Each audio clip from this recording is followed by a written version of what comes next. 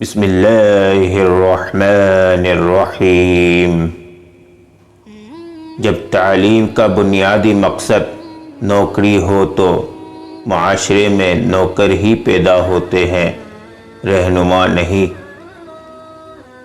علم دل کو ایسے شاداب رکھتا ہے جیسے خشک زمین کو بارش۔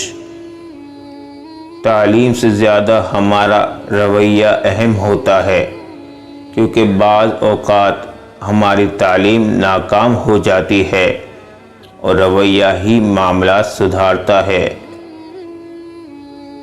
تعلیم انسان کو بولنا تو سکھا دیتی ہے، مگر یہ نہیں کہ کب، کہاں اور کتنا بولنا ہے۔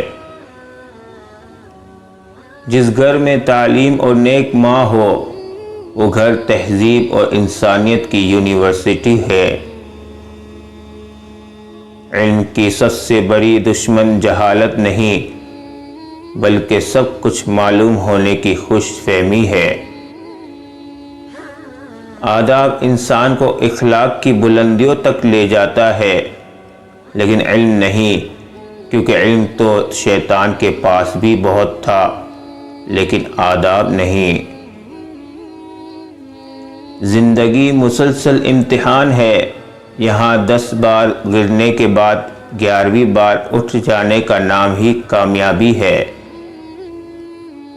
وہ شخص کبھی کامیاب نہیں ہو پاتا جس میں ناکامی کا خوف کامیابی کی چاہت سے زیادہ ہو۔